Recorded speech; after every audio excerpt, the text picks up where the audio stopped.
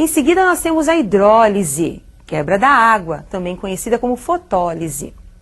Nessa reação, nós temos a molécula da água sendo quebrada em presença da luz e da clorofila. Essa quebra da molécula da água, essa ionização do hidrogênio, faz com que ocorra a formação de um composto conhecido como NADPH2. E também a formação da água e a liberação do oxigênio. Então percebam, o hidrogênio, agora, ele vai ser capturado pelo NADPH2, formando um composto estável, que é o NADPH2. Não esqueçam esse composto aí, que ele vai ser utilizado na próxima etapa. Também nós temos aí a formação da água, que vai ser utilizada pela planta, e o oxigênio sendo liberado. Observem essa flechinha, mostrando que o oxigênio gasoso vai ser desprendido, vai ser liberado para o meio ambiente. Então, como nós acabamos de observar, a água é quebrada, a hidrólise da água, também conhecida como fotólise da água. E na quebra da água, nós temos a liberação do oxigênio e nós temos a formação daquele composto importante, que é o NADPH2.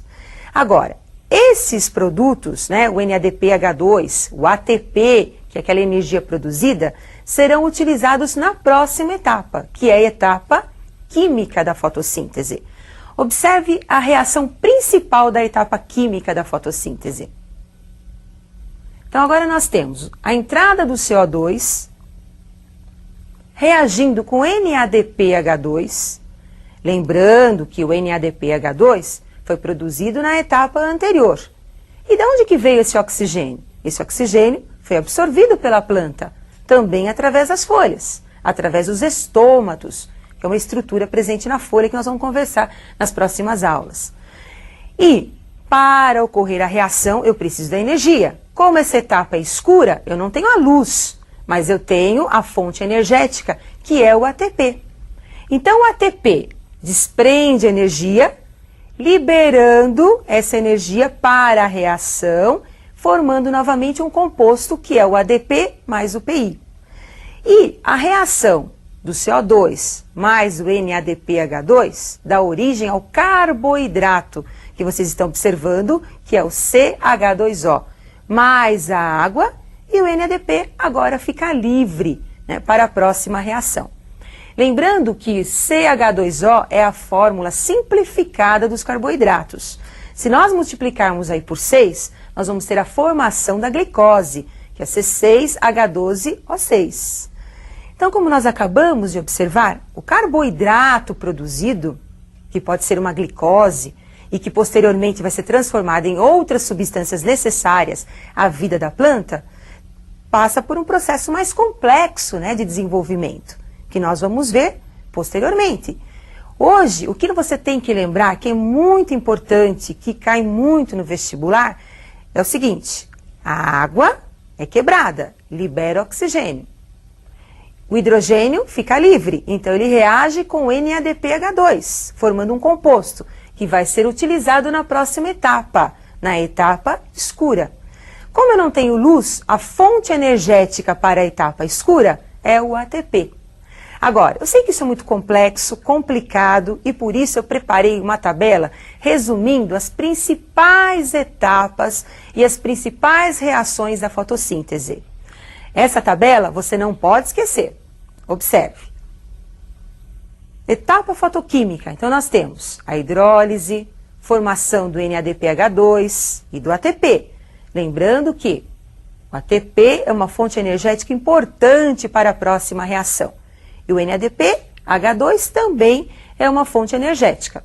Nós temos aí a liberação do oxigênio, que posteriormente será muito utilizado pelo vegetal na sua respiração e também será utilizado pelos animais no processo respiratório. Na etapa química, nós temos a absorção do CO2 e a formação do carboidrato, o açúcar, que vai ser utilizado como alimento nos vegetais. Então, a fotossíntese é importante para o vegetal, porque produz o seu alimento, libera o oxigênio, que vai ser utilizado na respiração, Mas para os animais também a fotossíntese é importante, porque é fonte de alimento. Então, aquele fruto delicioso que nós ingerimos tem o açúcar, que foi produzido pela planta na fotossíntese. Agora, vamos voltar à pergunta inicial. Como é que a fotossíntese interfere na produção do petróleo? Então, nós temos o CO2 atmosférico sendo transformado em matéria orgânica vegetal através da fotossíntese. Lembrando que o vegetal também libera CO2 através da respiração. A matéria orgânica vegetal serve de nutrição para o animal, então transformando aquele carbono em matéria orgânica animal. Com a morte do vegetal e a morte do animal, esses restos orgânicos dos animais e dos vegetais serão transformados. Os restos orgânicos vegetais e animais serão transformados através da decomposição em CO2 atmosférico pelos decompositores. E também serão transformados em combustíveis fósseis, que também através da combustão vai estar liberando o CO2 atmosférico.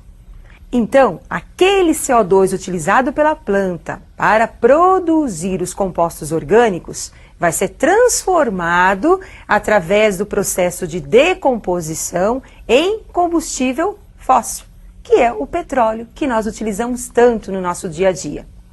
Muito bem, e eu aguardo vocês para a nossa próxima aula, pessoal. Até mais!